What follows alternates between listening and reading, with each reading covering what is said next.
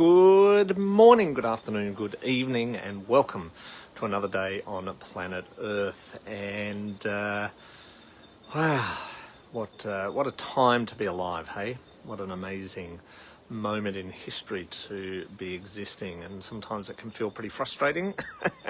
It can feel pretty complex and confusing and stressful and all that sort of stuff. But there's magic happening. There's magic in the air. The transition is happening. And I wanted to talk a little bit about one of Nikola Tesla's statements or comments he made, that if you want to understand the universe, think in terms of energy, vibration, and frequency, and why this is important. And I think we've probably all got our own version of what that means to us. And we can look at it in lots of different ways, certainly from a creation point of view.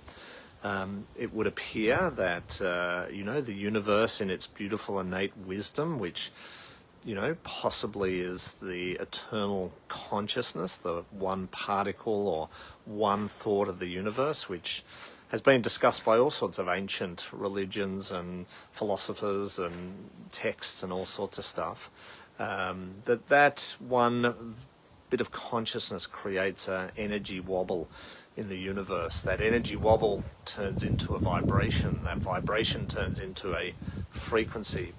And that frequency creates a geometric blueprint that subatomic and atomic particles can coalesce around, that then creates the physical world that we see, the solid, hard walls that we experience.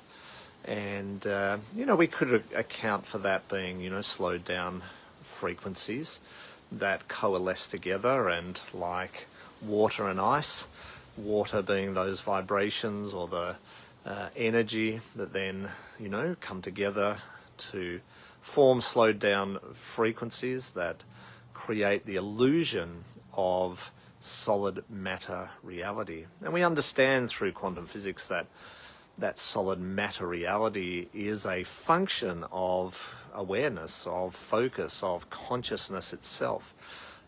In the most famous, probably the most famous and important quantum physics experiment, the double-slit experiment, we see how, in a practical point of view, that consciousness, awareness, focus turns, waves into particles. So turns that eternal vibration, eternal consciousness into particles.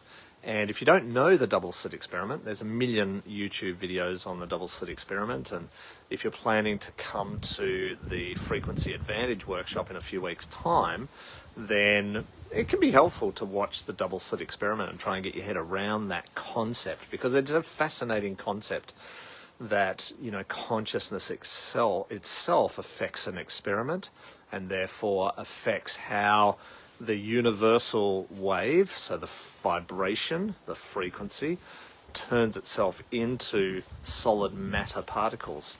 And quantum physics has explained that in quite amazing detail through the double-slit experiment.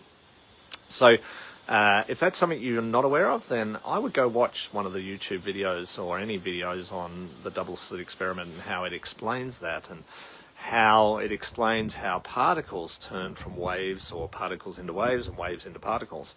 And also, if you go a little bit deeper, the most fascinating thing is that particles that are then observed that turn into waves know that they're being observed even after the fact. So they have a precognition to themselves to know that it's about to be observed. Now that does a whole lot of things.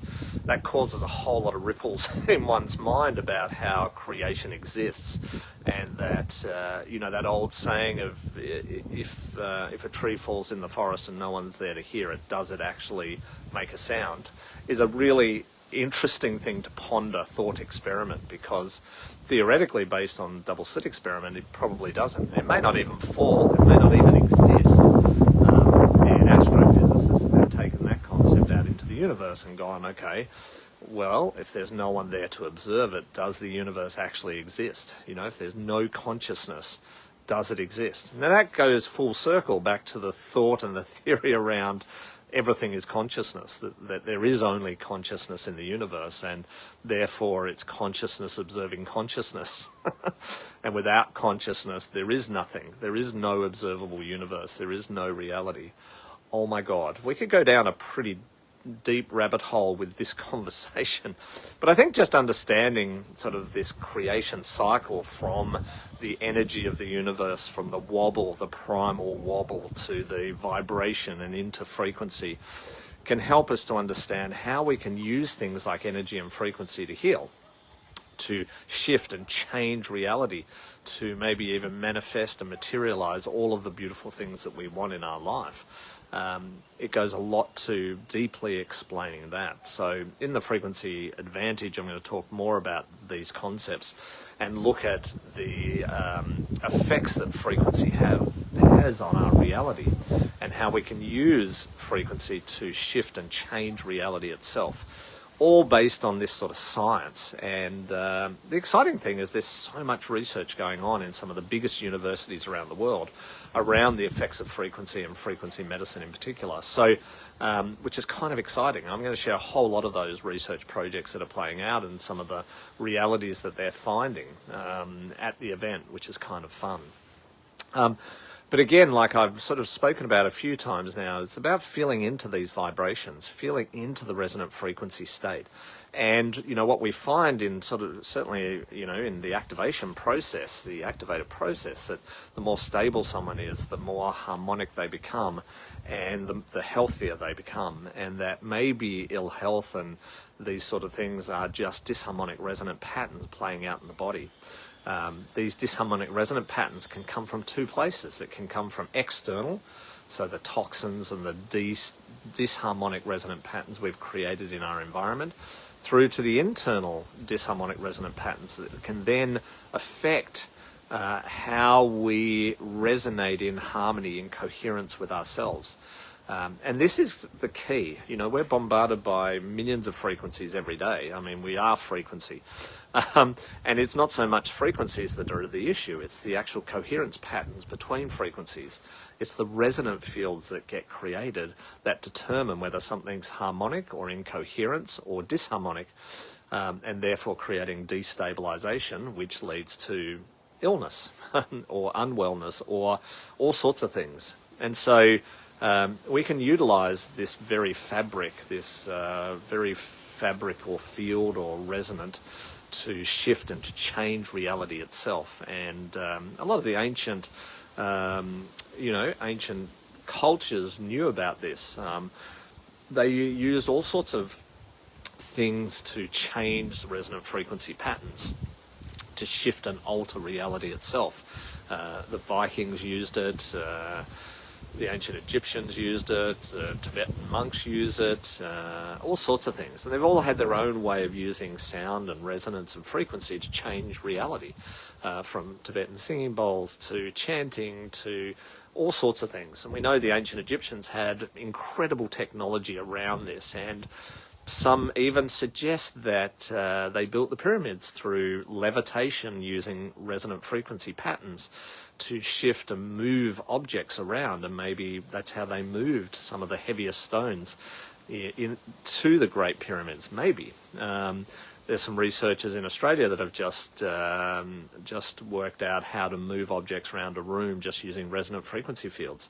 Up until this point, they've really only been able to do it in a vertical pattern, not horizontally or in any way, and they've just worked out how to do that, which is kind of exciting. So the research is deepening, which is great, but I think tapping into our deeper knowing, our deeper wisdom, our deeper connection to sort of the sacred arts tells us this anyway, and I'm sure some of you are using this. If you're working with energy medicine, even if you're not working directly with frequencies, you are tapping into these fields, you are tapping into these realities, and as you tap into that, you can shift anything. So often when people come to me, and we just ran a case study mentoring with some of our practitioners, and often the question is, can we help someone with this issue? Can that be resolved or fixed or healed? And I always come back to the fact that anything's possible. And the only reason anything's possible is because of this understanding.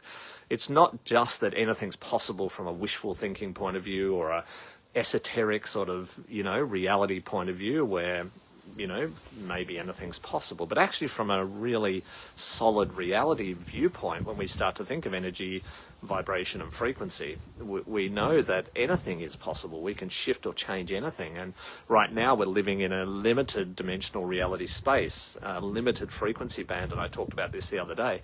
And part of our role is to expand into a new, more vibrant, more expanded resonant frequency band state. And within that, we possibly then get access to that reality of anything's possible.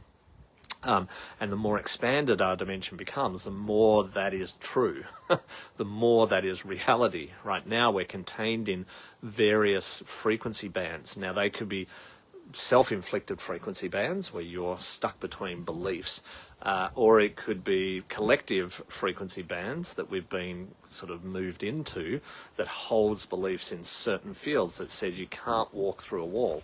But there's nothing in physics that says you can't walk through a wall. There's nothing in physics that says, anything isn't possible. And so we've got to start to meet that reality. That's what is happening when we shift dimensions, expand into other dimensions of reality. That's exactly what's happening. Anyway, come and play at the next, frequency advantage workshop, and we'll play with some of these concepts, just have a bit of fun, and start to step closer towards that. So anyway, have a look at the double-slit experiment if you don't already know it. It's really incredible and fascinating. So have fun with that. And don't forget, you are absolutely lovable, you are absolutely worthy, and it is time. And I'll see you real soon. Ciao.